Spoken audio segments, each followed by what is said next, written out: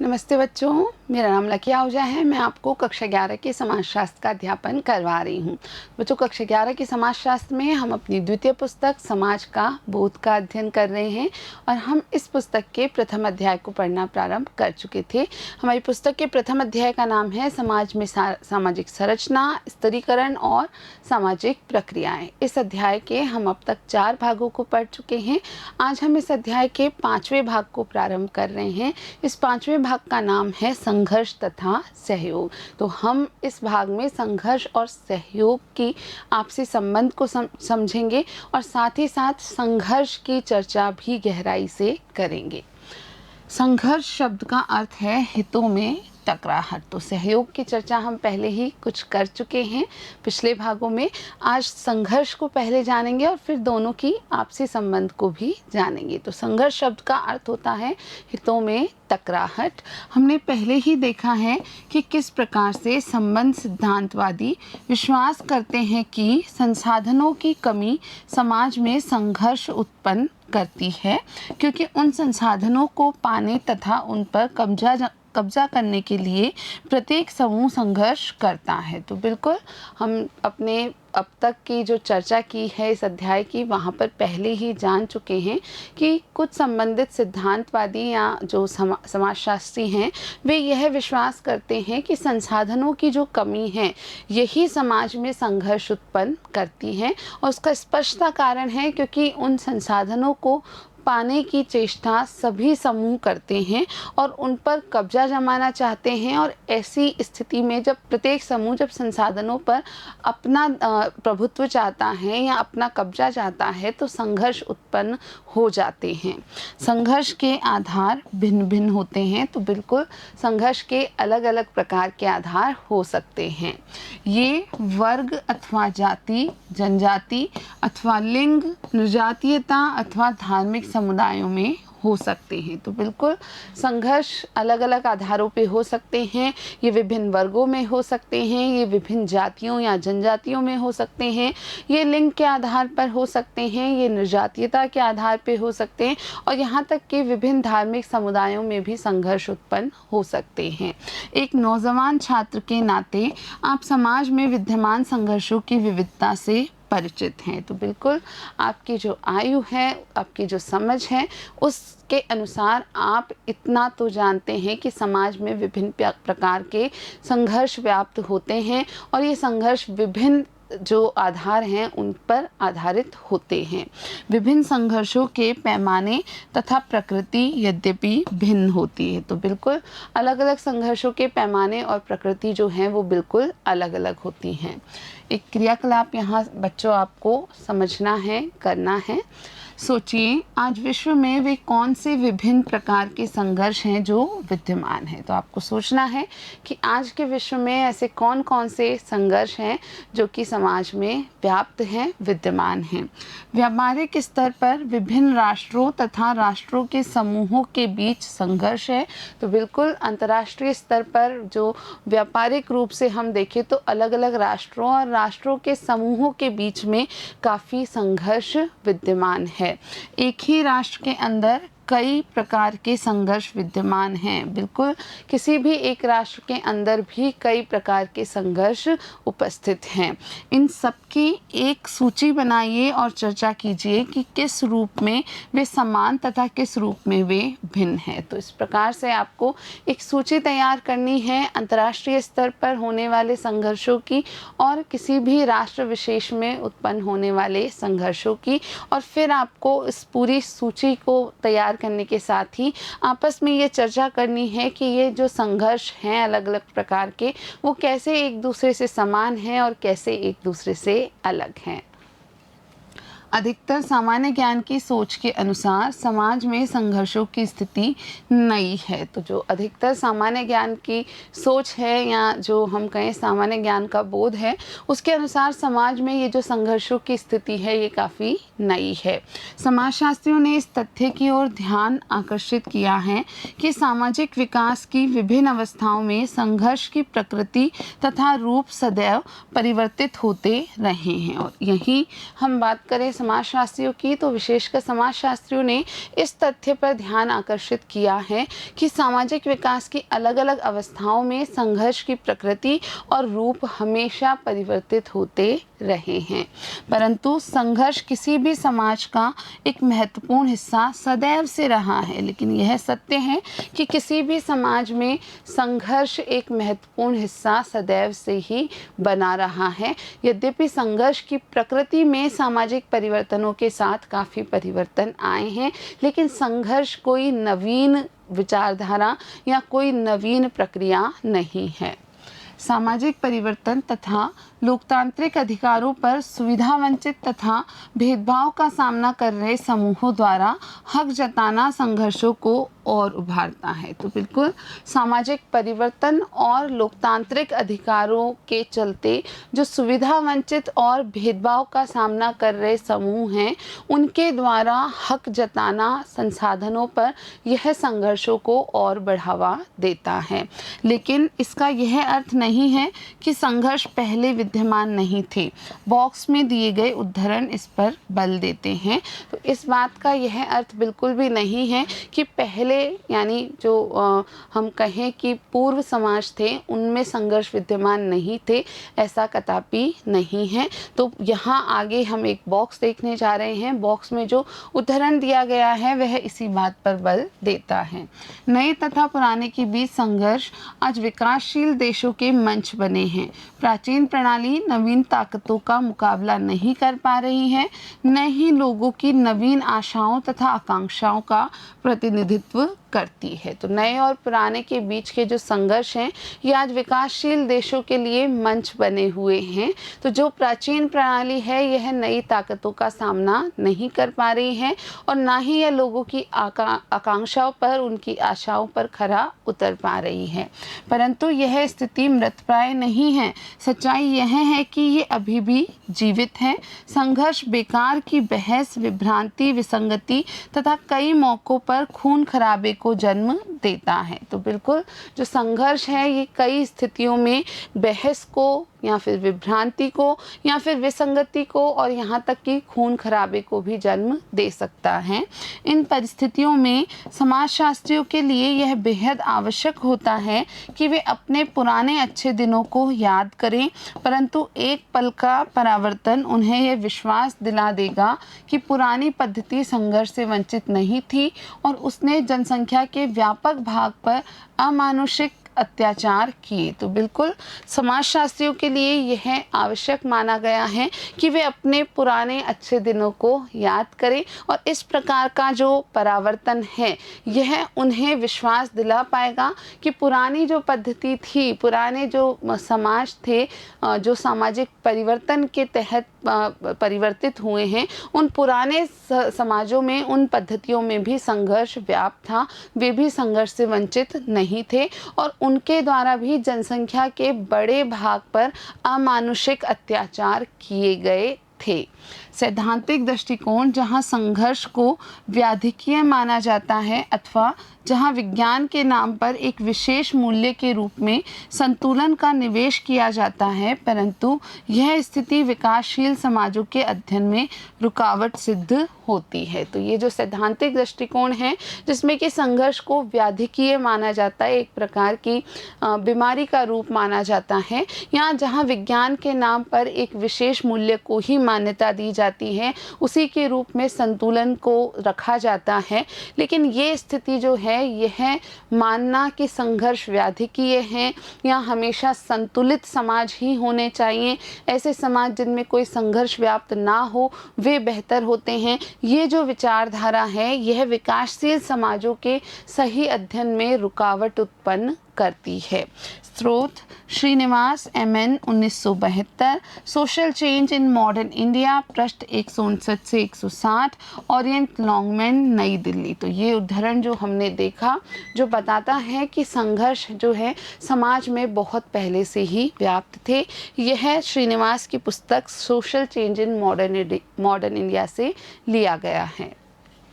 यहाँ यह समझना आवश्यक है कि संघर्ष विसंगति अथवा प्रत्यक्ष झड़प के रूप में दिखाई देते हैं जहाँ ये खुलकर प्रकट किए जाते हैं। तो यदि संघर्ष खुलकर प्रकट किए जाते हैं तो अक्सर ये एक प्रकार की विसंगति के रूप में या फिर आपसी प्रत्यक्ष झड़प के रूप में आसानी से दिखाई दे जाते हैं। उदाहरण के तौर पर भूमि संसाधनों पर गहरे संघर्षों की प्रत्यक्ष प्रतिक्रिया का परिणाम है कृषक आंदोलन। तो बिल्कुल एक उदाहरण है यहाँ पर कि भूमि संसाधनों पर गहरे जो संघर्ष रहे उनकी जो प्रत्यक्ष प्रतिक्रिया देखने को मिली वो थी कृषक आंदोलनों के रूप में।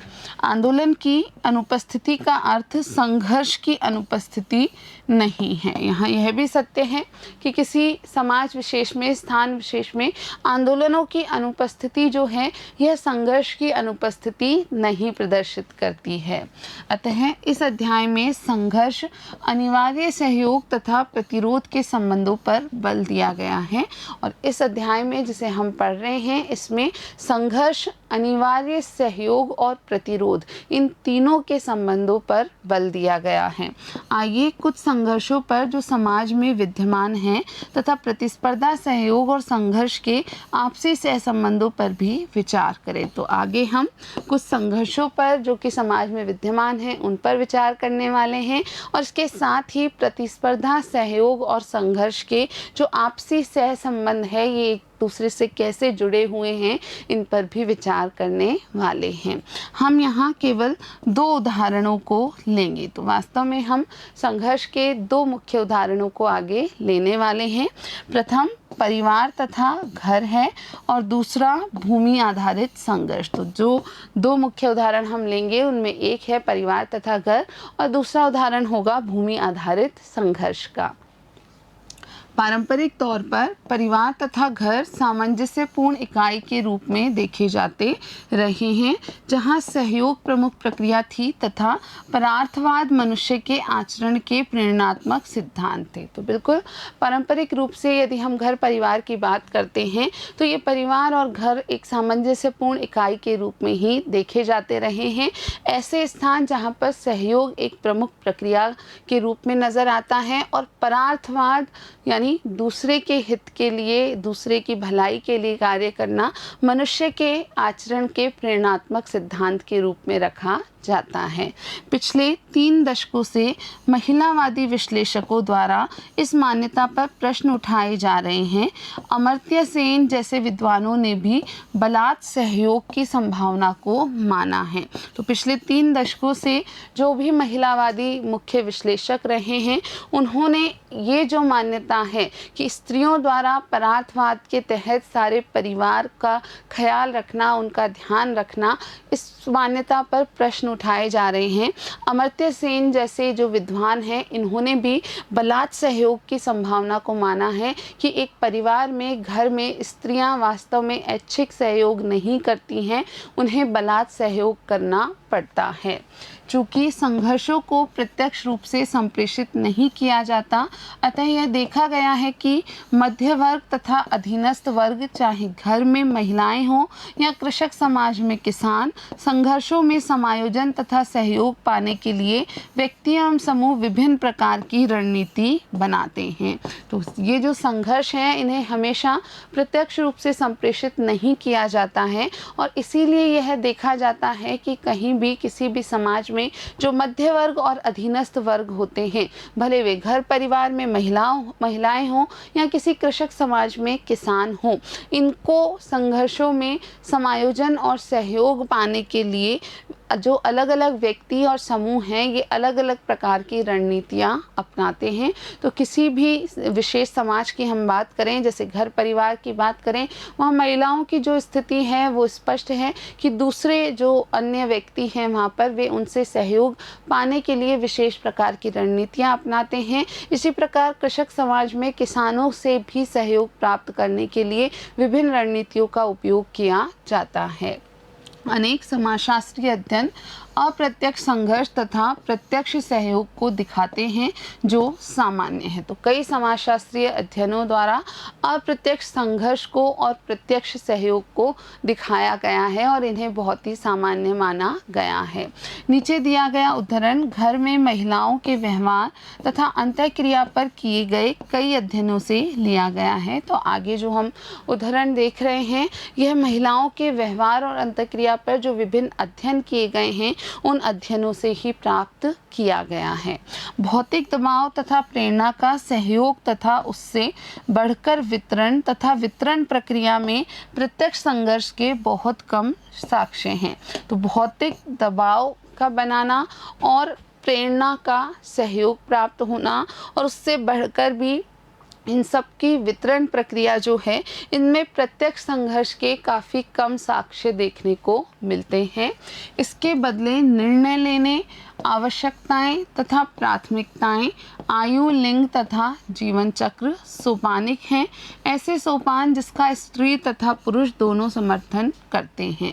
तो किसी भी घर परिवार में निर्णय लेने, आवश्यकताएं या प्राथमिकताएं निर्धारित करने, ये कार्य सोपानिक माने जाते हैं और ऐसे सोपान हैं जिनका कि स्त्री और पुरुषों दोनों द्वारा ही समर्थन किया जाता है। अतः स्त्रियां अनेक विशेषताओं को सतत रूप से अर्जित करती हुई दिखाई देती हैं और इसी कारण स्त्रियां कई सारी विशेषताओं को उम्र बढ़ने के साथ धीरे धीरे या अपनी भूमिकाओं में परिवर्तन आने के साथ धीरे धीरे सतत रूप से ग्रहण करती हुई दिखाई देती हैं। घरेलू वस्तुओं के वितरण में विभेदीकृत कार्य अपने आने वाले समय में सुरक्षा के लिए अन्य घरेलू संबंधों तथा संसाधनों तक पहुंच न मिलने के कारण यह उनके भौतिक हित में होता है कि वे बेटे को मान्यता दें, जो इस संस्कार की महत्वपूर्ण विशेषता है, तथा अपने अनियमित भविष्य के बीमा के लिए अपने बेटों को सहयोगी रूप में जीतने के लिए उनके लिए स्वार्थ रहित समर्पण ही उनका निवेश होता है। तो ये स्थिति महिलाओं की हम देख सकते हैं जहाँ पर वास्तव में एक अप्रत्यक्ष संघर्ष देखने को मिलता है। तो घरेलू वस्तुओं के वितरण में जो विभेदीकृत कार्य घर में देखने को मिलता है, अपने आने वाले समय में सुरक्षा प्राप्त करने के लिए अन्य घरेलू संबंधों और संसाधनों तक जो महिलाओं की पहुंच नहीं होती है, उन्हें काफ़ी कुछ प्राप्त नहीं होता है, इन सब के कारण यही उनके भौतिक हित में रहता है। उन्हें लगता है कि यही हमारे भौतिक हित में है कि वे अपने बेटे को मान्यता दें और इसी का वे पालन करती हैं और अपने अनियमित भविष्य के बीमा के स्वरूप में वे अपने बेटों को सहयोगी के रूप में अपना जो भी मत है वो प्रदान करती हैं और उनके लिए स्वार्थ रहित समर्पण से कोई भी कार्य करती जाती हैं। मातृ परहितवादिता उत्तरी भारत के मैदानों में बेटों को लेकर पूर्वाग्रहित है तथा इसे स्त्री के पितृसत्तात्मक जोखिम के प्रत्युत्तर के रूप में देखा जा सकता है। तो यह मातृ परहितवादिता जो है यह उत्तरी भारत के मैदानों में यानी उत्तरी भारत के सभी भागों में बेटों को लेकर के जो महिलाओं की माँओं की पूर्वाग्रहिता है उसको प्रदर्शित करता है और इसे वास्तव में स्त्रियों के जो पितृसत्तात्मक जोखिम है उसके प्रत्युत्तर के रूप में देखा जाता है कि कैसे वे इस पितृसत्ता के खिलाफ एक जवाब दे पाएँ, तो उसका जवाब वे मातृ परहितवादिता के रूप में देने लगती हैं। स्त्री पूरी तरह से शक्तिहीन नहीं है, परंतु पुरुष के निर्णय लेने की ताकत के समक्ष वह अप्रत्यक्ष ही रहती है। तो वास्तव में स्त्री पूरी तरीके से शक्तिहीन नहीं होती है, लेकिन पुरुष के जो निर्णय लेने की ताकत है किसी भी परिवार में, उस ताकत के समक्ष जो स्त्री है वह अप्रत्यक्ष ही रह पाती है। विश्वसनीय दोस्तों का उपयोग रिश्तेदार या पड़ोसी अपनी तरफ से छोटे मोटे व्यापार करने में, पैसों का छुपकर लेन देन, पर्दा तथा मातृत्व जैसी लैंगिक विचारधारा पर बातचीत करना वे रणनीतियां हैं जिनके आधार पर स्त्रियों ने पुरुष की शक्ति का प्रतिरोध किया है। तो पुरुषों की शक्ति का प्रतिरोध स्त्रियों द्वारा किन रूपों में किया गया है? तो अक्सर अपने विश्वसनीय दोस्तों, अपने रिश्तेदारों का, पड़ोसियों का उपयोग करके उनकी सहायता से छोटे मोटे व्यापार या छोटे मोटे कार्य शुरू करना, पैसों का कुछ छुपकर लेन देन कर पाना, पर्दा और मातृत्व स्वामित्व जैसी जो विचारधाराएं हैं, इनके ऊपर आपस में बातचीत करना, ये ही वे रणनीतियां हैं जिनके आधार पर स्त्रियों द्वारा पुरुषों की जो शक्ति है उसका प्रतिरोध किया जाता है। अब्दुल्ला तथा जिडेनस्टीन 1982, वाइट 1992। उनके प्रतिरोध का यह गोपनीय रूप घर के बाहर सहयोग के विकल्पों की कमी तथा खुले संघर्ष से जुड़े सहवर्ती जोखिमों को दिखाता है। तो इस प्रकार का जो गोपनीय रूप का प्रतिरोध है, यह वास्तव में क्या प्रदर्शित करता है, तो घर के बाहर वास्तव में कोई ऐसे विकल्प उनके लिए मौजूद नहीं है जहां उन्हें सहयोग प्राप्त हो पाएगा।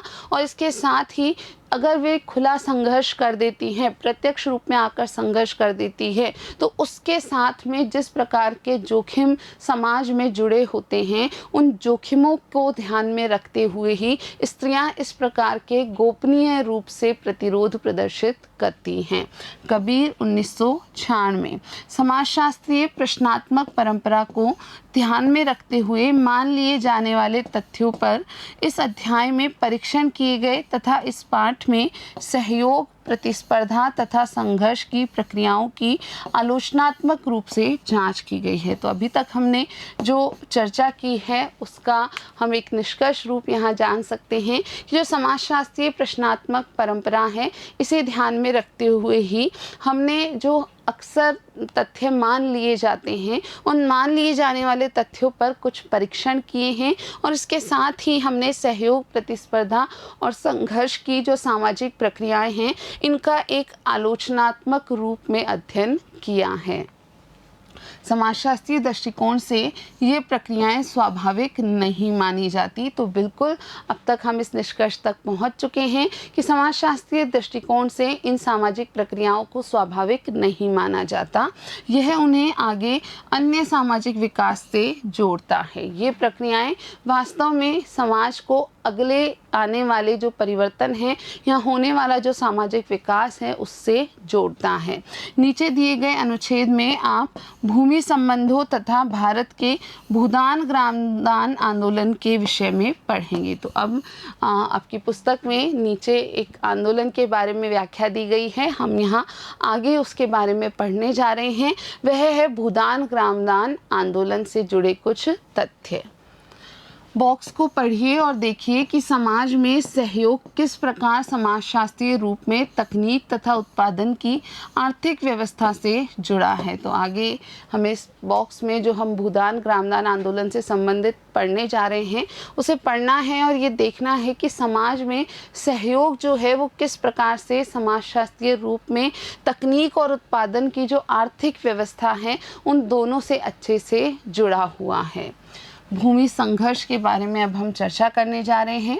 सन 1956 में हरबख्श एक राजपूत ने नत्थू अहीर पटेल से 100 रुपये अपने 2 एकड़ ज़मीन को गिरवी अनौपचारिक रूप से रख कर्ज लिया। तो ये एक कहानी के रूप में आपको समझना है जिसमें आपको भूमि संघर्ष देखने को मिलेगा, इस विषय के बारे में जानने को मिलेगा। तो सन 1956 की बात है। हरबख्श एक राजपूत ने नत्थू अहीर जो कि पटेल था उससे 100 रुपये का कर्ज लिया और अपनी 2 एकड़ ज़मीन को गिरवी रख दिया। वो निश्चित ही एक अनौपचारिक रूप से लिया गया कर्ज था। उसी वर्ष हरबख्श की मृत्यु हो गई और उसके उत्तराधिकारी गणपत ने सन 1958 में ज़मीन को वापस लेने का दावा किया। तो 1956 में ये कर्ज लिया गया था और उसी वर्ष ही हरबख्श की मृत्यु हो गई। उसके बाद हरबख्श के जो उत्तराधिकारी थे गणपत, उन्होंने 1958 में जो गिरवी रखी गई ज़मीन थी उसे वापस लेने का दावा किया। इसके लिए उसने 200 रुपये देने की पेशकश की। अब कर्ज लिया गया था 100 रुपये का और अब 1958 में गणपत ने उस 2 एकड़ ज़मीन के लिए 200 रुपये देने की पेशकश की। नत्थू ने गणपत को ज़मीन वापस करने से मना कर दिया, लेकिन नत्थू अहीर ने जिससे कि कर्ज लिया गया था गणपत को उसकी ज़मीन देने से मना कर दिया। गणपत इसके लिए कानूनी कार्रवाई का सहारा नहीं ले सका क्योंकि यह लेन देन आय व्यय रिकॉर्ड में कहीं दर्ज नहीं था। अब गणपत वास्तव में इस सारी प्रक्रिया के लिए कोई भी कानूनी कार्रवाई का सहारा लेने में सक्षम नहीं था क्योंकि जो भी लेन देन था वो आय व्यय रिकॉर्ड में कहीं भी दर्ज नहीं किया गया था। इन परिस्थितियों के अधीन गणपत ने हिंसा का सहारा ले सन 1959 ग्रामदान के 1 वर्ष पश्चात में जबरन भूमि पर अधिकार कर लिया। अब ऐसी स्थिति में 1 वर्ष पश्चात यानी 1959 में गणपत ने जबरन भूमि पर अधिकार कर लिया। गणपत चूंकि स्वयं एक पुलिस कांस्टेबल था, अतः इस मामले में उसने अफसरों पर काफ़ी प्रभाव डाला। अब गणपत स्वयं एक पुलिस कांस्टेबल था और इस प्रकार हिंसात्मक रूप से उसने ज़मीन पर अपना कब्जा कर लिया और इस मामले में उसने अपने अफसरों को भी बहला फुसला लिया। जब पटेल फुलेरा गया पुलिस थाना हेडक्वार्टर तो उसे पुलिस स्टेशन ले जाया गया और जबरन उसे इस बात पर राज़ी किया गया कि वह ज़मीन गणपत को वापस लौटा देगा। तो जब पटेल खुद पुलिस थाने गया, जो फुलेरा में पुलिस थाना हेडक्वार्टर था, वहां पहुंचने पर उसे पुलिस स्टेशन ले जाया गया और जबरन ही उसे इस बात पर राज़ी किया गया कि वह ज़मीन वह गणपत को वापस कर देगा। इसके पश्चात ग्रामवासियों की एक सभा बुलाई गई, तब पटेल को पैसा दिया गया और गणपत को अपनी ज़मीन वापस मिली। इसके बाद में ग्रामवासियों की एक सभा बुलाई गई, उस सभा में पटेल को पैसा दिया गया, जो कर्जे का पैसा था वो वापस दिया गया और तब गणपत को उसकी ज़मीन वापस मिल गई।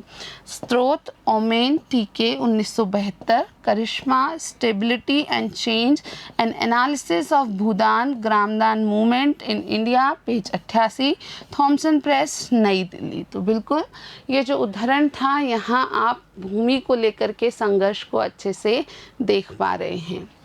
तकनीक के विस्तार ने भी सहयोग की आवश्यकता को कम किया है। उदाहरण के लिए चरस चलाने के लिए कुओं से सिंचाई करने वाली एक घरेलू विद्या 2 जोड़ी बैल तथा 4 व्यक्तियों की आवश्यकता होती है। आगे हम बात करें तो जो तकनीक का विकास हुआ है उसके फलस्वरूप भी जो सहयोग की आवश्यकता पड़ती थी आपस में, उसको थोड़ा सा कम महत्व मिला है। जैसे उदाहरण के रूप में हम देखें कि चरस चलाने के लिए, चरस क्या है तो कुओं से सिंचाई करने वाली एक घरेलू विद्या इसको माना जाता है। तो 2 जोड़ी बैल और 4 लोगों की इसके लिए आवश्यकता होती थी। एक साधारण किसान 4 बैलों का खर्च नहीं उठा सकता अथवा एक औसत घर में शायद ज़रूरत जितने आदमी ना हो। तो बिल्कुल कोई भी साधारण किसान जो है वो 4 बैलों का खर्च नहीं उठा सकता है और उसके अलावा किसी औसत घर में शायद इतने आदमी ना हो जितने की आवश्यकता चरस को चलाने के लिए होती है। ऐसी स्थिति में वे बैल तथा आदमी दूसरे घरों, रिश्तेदार, पड़ोसी, दोस्त आदि से मंगवाते हैं वैसी ही सेवाओं को देने के बदले में। तो ऐसी स्थिति में क्या किया जाता था कि वे बैल और जो आवश्यकता के लिए जितने व्यक्ति कम पड़ रहे हैं उन्हें रिश्तेदार, पड़ोस, दोस्तों आदि से बुला लेते थे और इसके बदले में क्या दिया जाता था, तो ऐसी ही सेवा जब उनके रिश्तेदार, दोस्त या पड़ोसी को आवश्यकता होती थी तो वापस ले ली जाती थी। परंतु यदि चरस को रहट यानी पर्शियन व्हील से बदल दिया जाए तो रहट जिस पर भारी पूंजी निवेश की आवश्यकता पड़ती है, तब मात्र एक जोड़ी बैल तथा एक व्यक्ति की आवश्यकता इसे चलाने में पड़ती है। तो यदि चरस को रहट से बदल दिया जाता है तो रहट जिसमें कि भारी पूंजी निवेश होता है यानी काफ़ी महंगी मशीन होती है और इसको चलाने के लिए सिर्फ एक जोड़ी बैल और एक व्यक्ति की ही आवश्यकता पड़ती है। सिंचाई के संदर्भ में सहयोग की आवश्यकता को भारी पूंजी निवेश तथा सक्षम तकनीक के कारण कम कर दिया। तो बिल्कुल इस सिंचाई के संदर्भ में जो सहयोग की आवश्यकता थी वो कम हो गई। कैसे कम हो गई, तो ज़्यादा पूंजी का जब निवेश किया गया जिसके द्वारा कि अच्छी तकनीक जो थी उसका सहारा लिया गया और फलस्वरूप सहयोग की जो आवश्यकता थी वो कम हो गई। अतः किसी प्रणाली में तकनीकी स्तर व्यक्तियों तथा समूहों के बीच सहयोग की आवश्यकता को निर्धारित करता है। तो बिल्कुल किसी भी विशेष प्रणाली में जो तकनीकी का स्तर उपयोग लिया जा रहा है, यह ही व्यक्तियों और समूहों के बीच जो सहयोग की मात्रा हो सकती है उसे निर्धारित करता है। ओमेन 1972, स्रोत Oommen T K 1972, charisma stability and change and analysis of Bhoodan Gramdan movement in India, page 88, Thomson press, New Delhi. उपसंहार। तो इस अध्याय में हमने अब तक जो कुछ भी जाना है काफ़ी महत्वपूर्ण था। अब उपसंहार के रूप में हम यहाँ एक निष्कर्ष प्राप्त कर सकते हैं।